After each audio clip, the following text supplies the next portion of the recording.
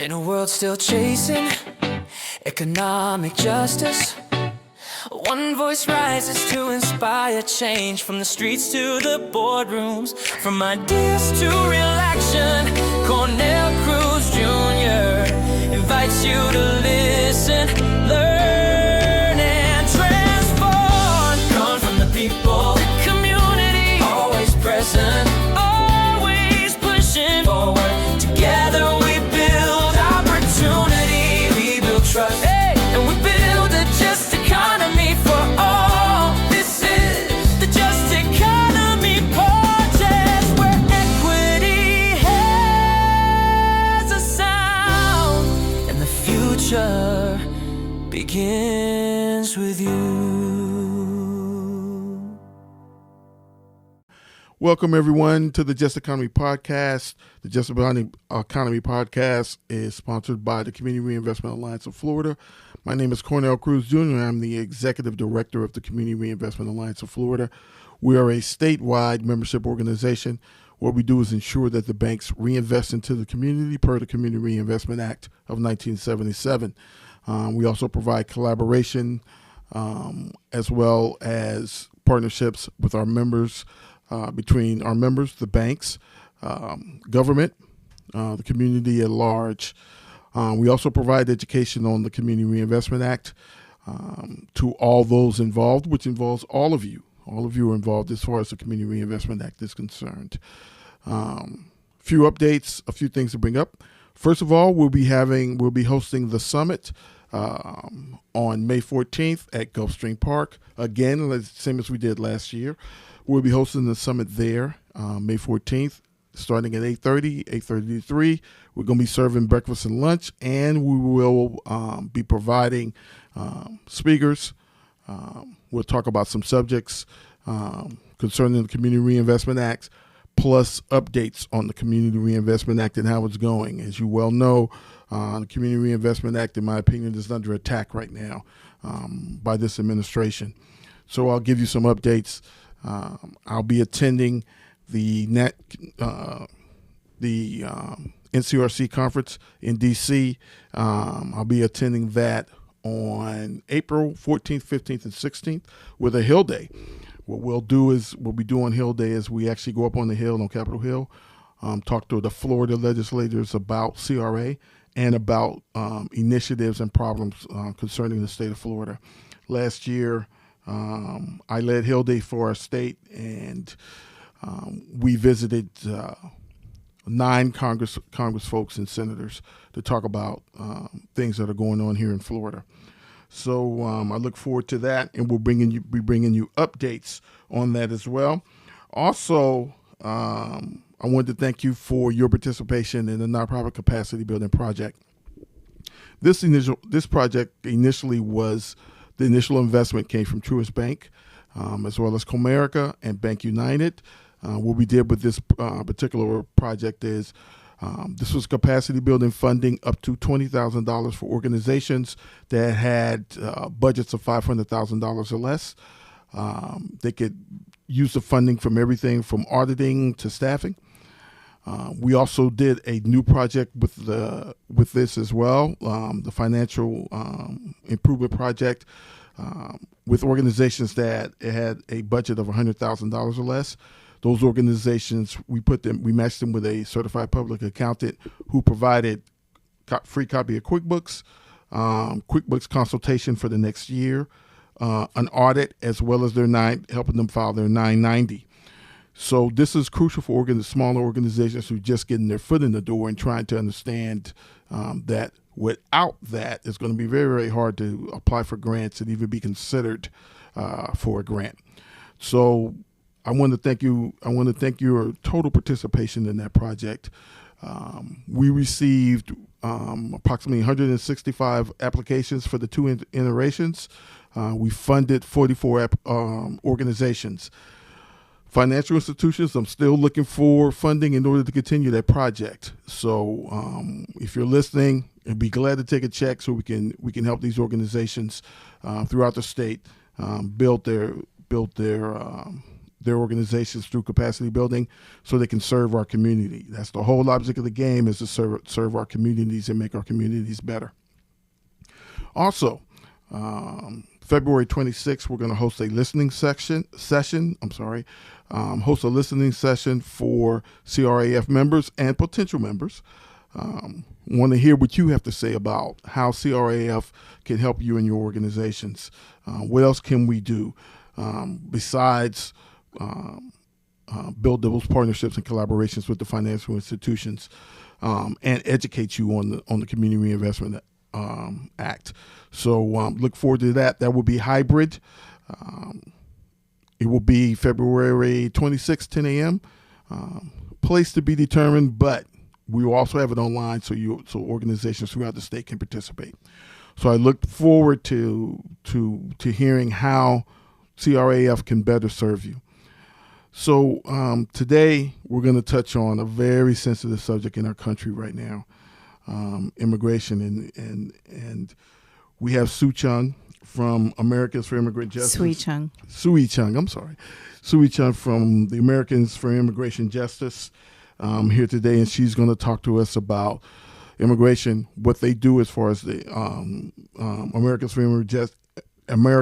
Immigrant Justice, how their mission is to help our immigrants with justice. And her and I were just talking before we started this, and I can tell you, for me, Sui, this is going to be a really tough conversation. I'm really upset about what's going on in our country right now, and I want to get to those things. But before we get into the deep water, let's talk about you. I'm always interested in people's history. And how did you come to this, and what made you want to give back? So, because what she's going through right now is crazy, and makes you want to fight this fight and be in this war. So how did you get here? A little bit about your history for us. Well, Cornell, I think you kind of adjusted the question a little bit. We're talking about immigration. And I kind of went back all the way to, that storytelling about my family and my own journey, having been born in Colorado, raised outside of Chicago. But I think that's what an important piece is when we're talking about immigration and our various journeys, our careers, our education, that there is some element of a journey. And having those conversations is really important with one another, so that whether we're in a new community, whether we're in a new job, whether we move to a new city or even another country, that we're talking about belonging and being a part of a community. And so when we were discussing, where did I come from? Where, how did I get here? I almost took it literally because we're talking about immigration. But I've been in Miami for 20 years. I think Miami is an exciting entrepreneurial city. I was coming from D.C. as somebody who was recently graduated from law school, having worked in D.C. for some time. And, Miami was a really exciting city to advance human rights. So I wanted to dive in and do that. My family history is my parents immigrated from South Korea. My dad came here as a medical professional, as a physician. The community really needed him. And I think that I felt it really differently than what we're feeling today in immigration. All of my friends, my teachers, elderly people in the community, everybody was my dad's patient. And there was this engagement and reliance. We were literally the only people of color, the only immigrant family in the community. Yet I don't know if it would be the same today. The community embraced us. I felt like I was sharing, my family's history and just some faraway place. I imagine, to community members, some faraway place. And having those conversations were always about curiosity and interest, and it just felt really different than where we are today. Yeah, it's we're living in some very challenging times, and I applaud you for taking on this fight. I know it's got to be difficult, and not to mention hard. So I'm really thankful for you, and thank you for coming to be on the podcast. Let's talk about the Americans for Immigrant Justice. What is your mission?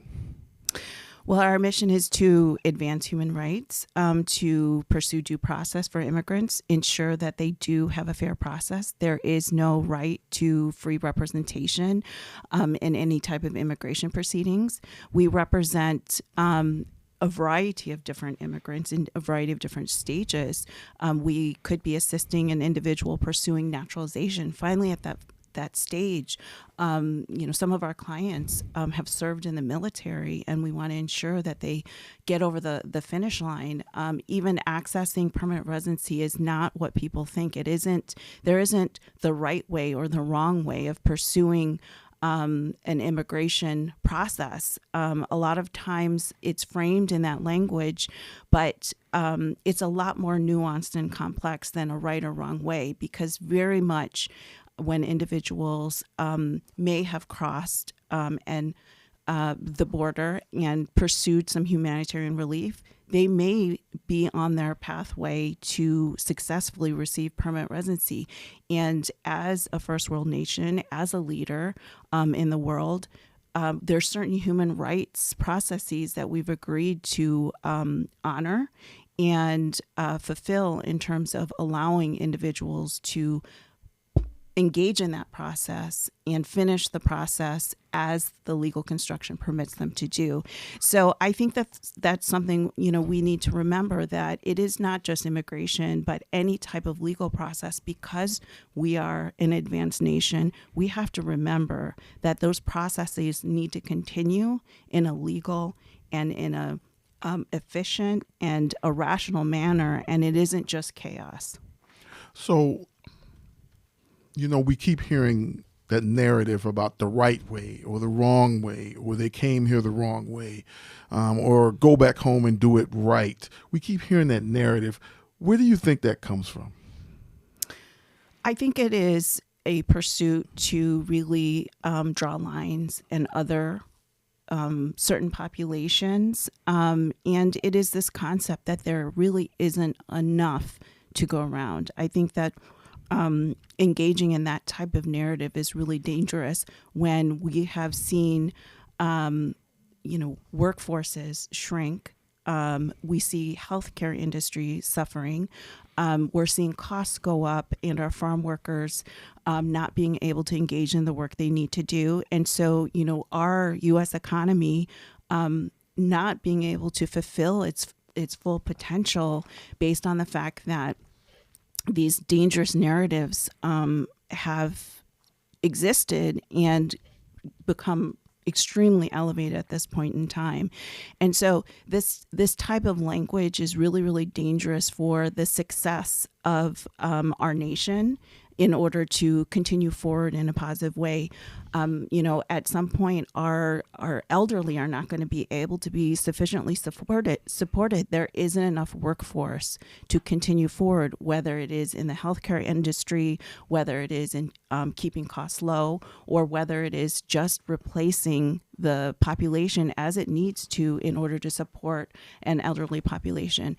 So I think that really the inception of this type of language is a misunderstanding of what is happening in terms of population growth and the need to push forward in terms of continuing our society as a society of advancement, of knowledge, of economic success.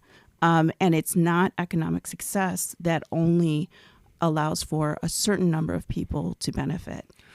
Sui, you just put something in my brain that I hadn't thought about. Is you said you said something very important, which was this misconception that there's not enough to go around, as if we don't have enough land, as if we don't have enough resources in order for everyone to possibly or to have the ability or the ability to try to be successful, right? I mean, you just really put that in perspective for me, because I hadn't thought about it from that thing. But that for folks to actually think, okay, I got to hoard everything, because there's not enough. I'm like a billionaire. I need more dollars because I need a beach house. I need another Bentley.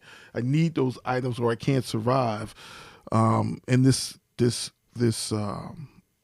attitude of we don't have enough in this country to go around. That's why we need to kick some people out or not let them in at all. But you actually brought up some things and services that are needed. We still have to farm in this country. We still got to produce things in this country. We're not importing everything.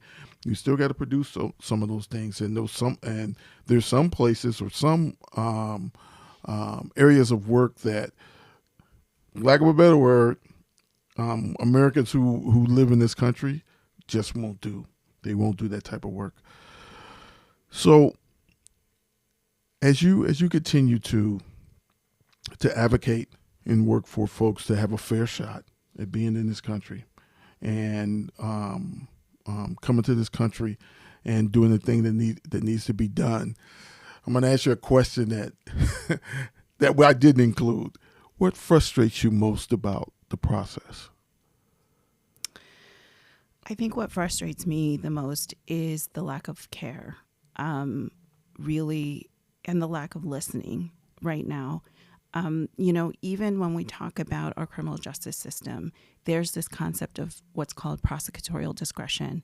So it isn't that, a teen steals something one time and that there is not this look of prosecutorial discretion. This child, what is their history? What's their background? What's going on behind the scenes? Is this the first time this has happened? And we're not just talking about teens, but anyone who faces the criminal justice system, there's this review and this element of listening. So it isn't that every violation leads to some sort of conviction in the harshest possible look at an individual.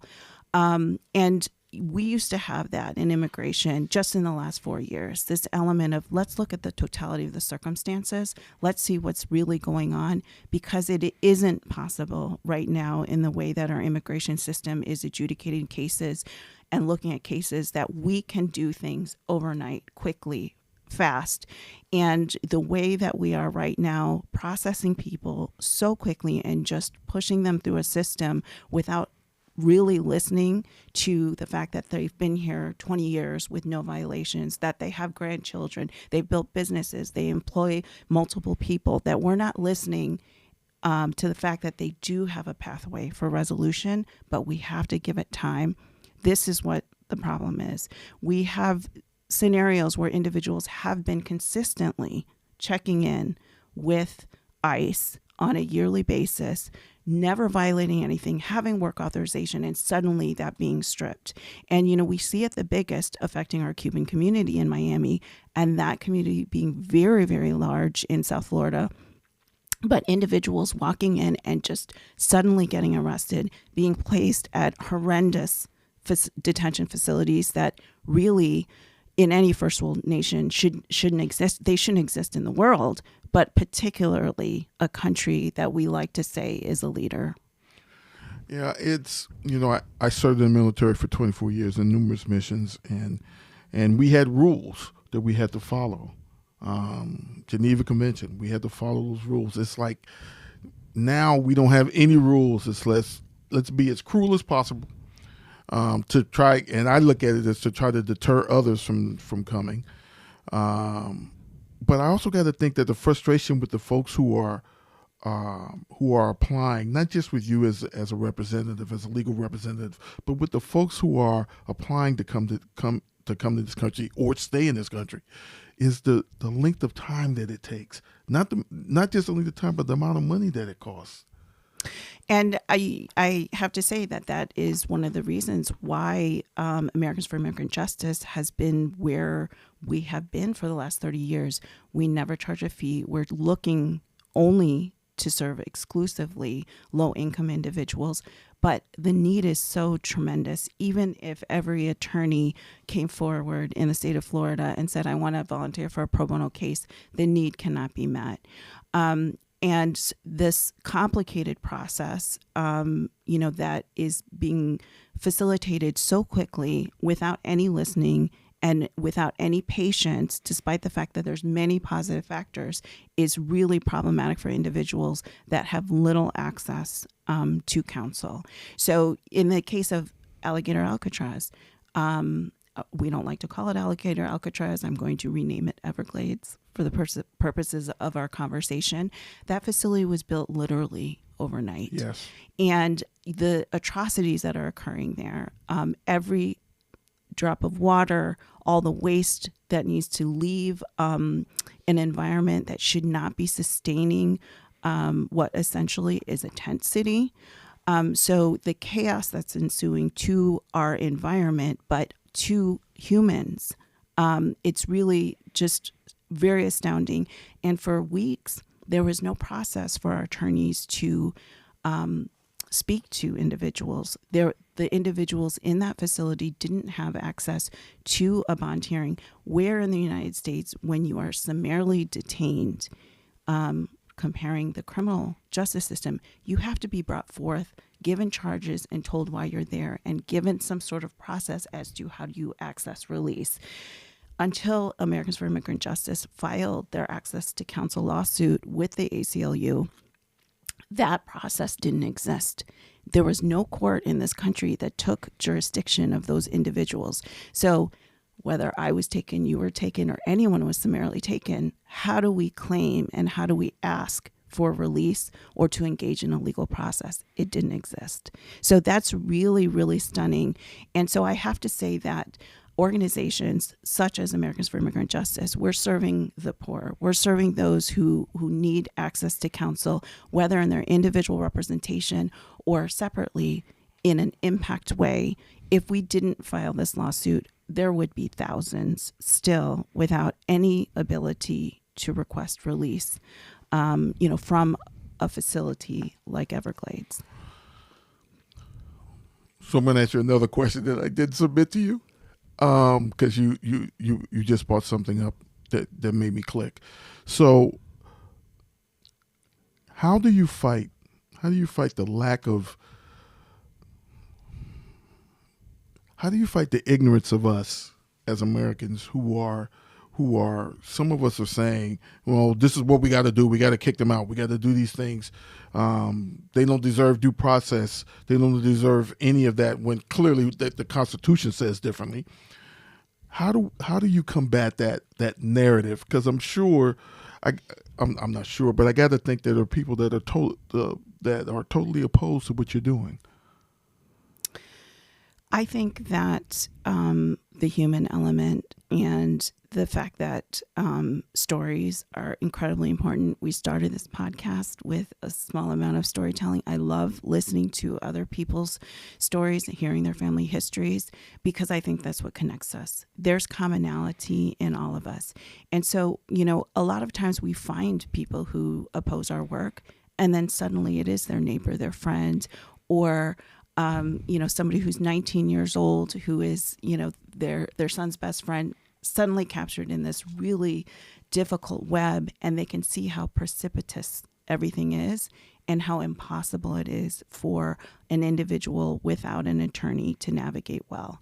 So I think it's when, it really hits home, they realize the complexity, and that others, the community, everyone's human. And we have to go back to that and remember that piece of it. And a child is a child. In the prior administration, 2 administrations ago, we saw child separation at the border in extreme ways. And there was this realization with the American public, parents being separated from children, it does not matter. It was so stunning. But I have to say, we saw those visuals from the border, what was happening. And we had people on both sides of it. Well, they shouldn't have been crossing anyway. This was a deterrent. But what we see today in Florida, in Miami, in Fort Lauderdale, in West Palm Beach, wherever we are, this family separation is happening every single day. Every day, children coming home from school, not finding their parents, parents dropping off their children on the way home, being taken. it really, and this goes back to what I was saying, this element of listening. Who are you? Where are you? What are your ties in the United States? How many U.S. citizen children do you have? Do you have a criminal history? What have you contributed? These types of questions allow people to engage in the process, finish a process in an efficient, streamlined, and logical way. Right now, the chaos method is a danger to all. We see that on what's happened recently. It's a danger to all. So doing things where there is a logical and good engagement, that's what we have to get back to, where there's a systematic process for evaluating what people's equities actually are. I love what you said about our storytelling, because as you stated, people have a tendency to look at it differently when it affects their neighbor or their friend or somebody they've been working with for the last 20 years. They have a tendency to look at it a little differently. So that storytelling is important in order to get folks who don't necessarily want to understand how important this is, and the rights to due process, the rights to an attorney, the rights for the attorney to actually be able to see their client. I've been reading about this stuff out in the Everglades where the attorneys aren't allowed in to even see their clients. How do you think that is right or fair? People are just getting shipped off to Africa, or not even their countries of origin, or places they've never been. They're being shipped off to these places and shipped into a prison. This is very disconcerting to me, and to the point that we can't survive like this. We just can't. Due process is due process. Everybody deserves that right. Everybody, according to the Constitution. So I want to talk a little bit about the programs that you have at Justice. So what are some of the programs that you guys do? So I really like to say that we are a little bit different than other nonprofits in, from the bottom up, we're giving representation. So we have 6 programs. So, when I talk about the bottom up, I'm talking about the initiation of what an individual might be going through in order to pursue immigration relief. So the individual representation all the way to situations that may lead to impact litigation or policy that, we want to help facilitate so that there is a positive result for all. So our 6 programs, we assist unaccompanied minors, so children, victims of crime and domestic violence, families, as I stated. We have a dedicated pro bono arm. We also have a dedicated detention program. And then last, we have our impact litigation arm. I have to say right now, our greatest need is on the detention piece. The sheer number of individuals just driving, going to the grocery store, or just, being in the wrong spot, they're just being picked up. We're not talking about situations where individuals are committing crimes or are a danger to the community. Individuals are getting picked up precipitously. So we have a free hotline in the state of Florida where individuals can call our free hotline and try to request assistance. And it's just exploded, absolutely exploded.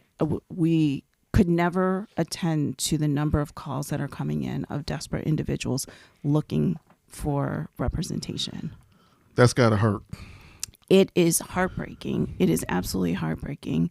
I wish that we could listen and meet and talk with, but sometimes by the time we are able to visit an individual or engage with them more deeply, because there's a long wait list, that individual has either been deported, shipped to Texas, to Louisiana, somewhere else. And so just the immigration detention freeway, the way that individuals are just being sent away so precipitously, even when counsel is available 5 days later, 7 days later, a week later, to be able to talk to somebody, they have to start the process again. It's almost like they're playing a shell game with you. They keep moving the people around so you don't have the opportunity to even go in and speak with them and try to give them representation.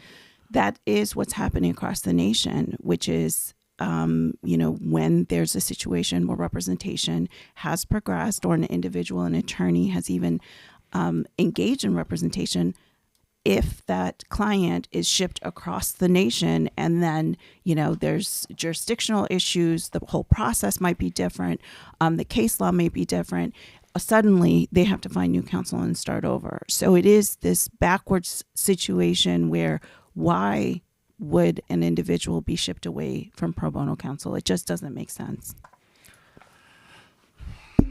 Well, I would think that again, that's the object of the game. My personal opinion, the object of the game is cruelty and denying of rights, any rights whatsoever. And now we even see that U.S. citizens are being picked up. We haven't, and correct me if I'm wrong, we haven't had the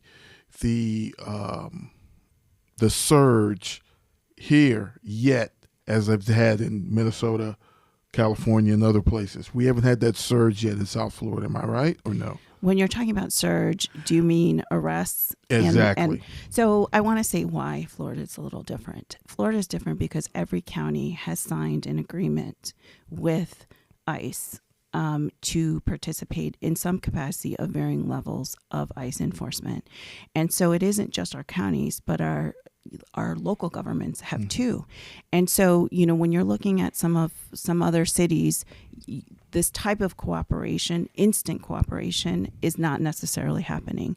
And so I would say that the numbers are not lower in the state of Florida. I believe we are second to Texas in terms of apprehensions, but it's being done in a different way where there's some element of non-resistance happening because of the fact that there's such a deep collaboration between law enforcement and ICE. So we're not hearing about it the same way that we would hear in Portland, Oregon, in a New York, in a Chicago, or as most recently, Minneapolis. Okay, so there's a lot going on that the public is not aware of as far as these detentions and just apprehending folks, right, here in our state because of the cooperation.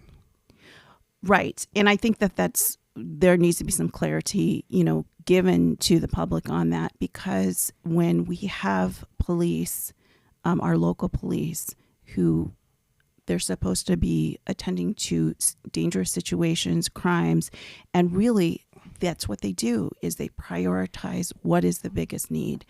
We've all experienced situations where the police show up in one neighborhood but not another neighborhood. They might attend to something faster, not because they're using this assessment.